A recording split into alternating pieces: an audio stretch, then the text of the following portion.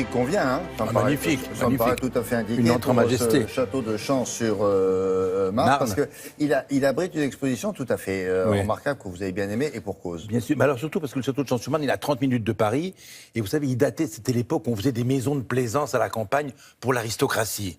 Alors c'était fait par pour et par le banquier de Louis XIV, qui avait beaucoup d'argent, hein, qui s'appelait Paul Poisson de Bourvalet. Il a fait construire ce château, qui est une espèce de petite folie à quelques kilomètres de Paris. L'ont habité la princesse de Conti, les ducs de la Vallière, la marquise de Pompadour, jusqu'au moment où des banquiers, après qui avaient fini par avoir le château, en ont fait don à l'État français. 1935, le château de Champs-sur-Marne est devenu résidence de la République, et le général de Gaulle, président de la République, à partir de 1959, est venu y habiter, y a couché de temps en temps, et surtout, il a reçu tous les chefs d'État africains. C'est l'époque où on négociait, vous savez, les indépendances des États africains et autres.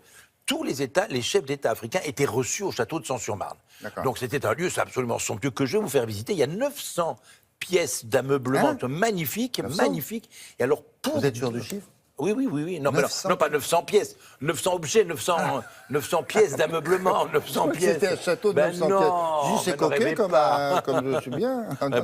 Des pièces, voilà, objets. Des objets, des tentures, des buffets, des bahuts. Très bien.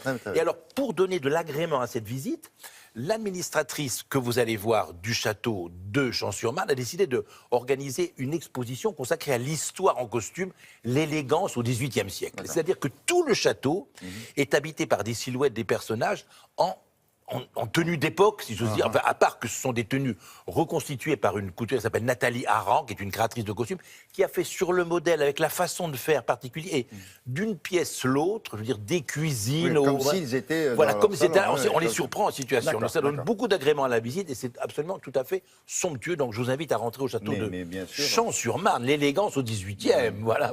Sur les traces de la Pompadour, en avant.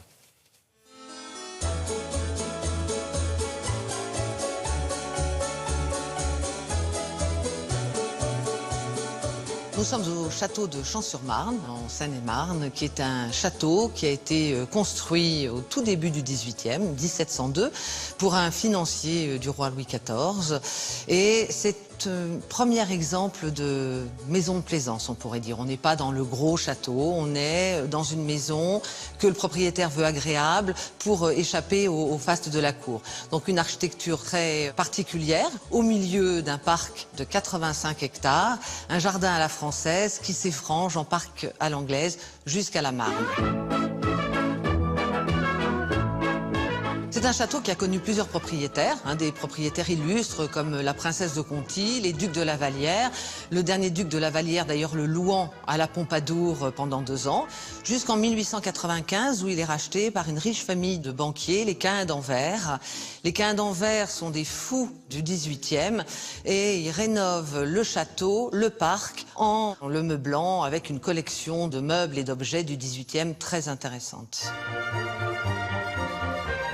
Le château de Champs abrite une collection de costumes qui ne sont pas des costumes d'époque, ce sont des costumes reconstitués.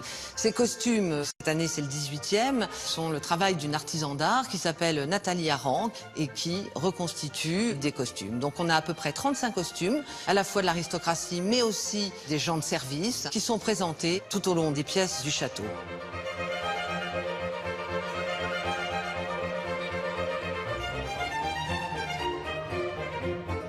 La famille Caïn d'Anvers, en 1935, décide de donner le domaine à l'État. Et c'est comme ça, en fait, que le château est ouvert à la visite. En 1959, le général de Gaulle décide d'en faire une résidence présidentielle. Et ce château va accueillir des hôtes illustres, comme la reine d'Angleterre, le Shah d'Iran, Faradiba, et aussi des chefs d'État africains. Donc, effectivement, le général de Gaulle y a couché une fois. La rumeur dit qu'on a dû rallonger son lit pour qu'il puisse se coucher de façon très confortable. Petit à petit, l'occupation du château de Champs comme une résidence présidentielle ne se justifie plus et on rouvre le château à la visite à partir de 1962. Moi, il y a 2 objets qui me plaisent plus particulièrement. Il y a ce paravent de Coromandel qui vient juste d'ailleurs d'être restauré, qui est un très très bel objet. et le lustre boule dans le fumoir. J'aime beaucoup cet objet, d'abord parce qu'il décrit les 4 âges de la vie et que surtout Boulle est plus connu comme un ébéniste, alors que là c'est un travail de bronzier. Et il est vraiment d'une rareté, et il est vraiment très intéressant.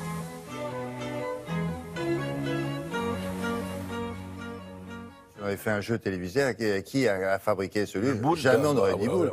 Les commodes, la marqueterie, on aurait pensé, mais pas forcément ça. Bois, et là, tout d'un coup, du bronze. Très bien. Alors, donc, c'est à 30 minutes de Paris. Oui. Cette exposition, donc, qu'a mise en place Génie Lebar, est ouverte jusqu'au 2 novembre.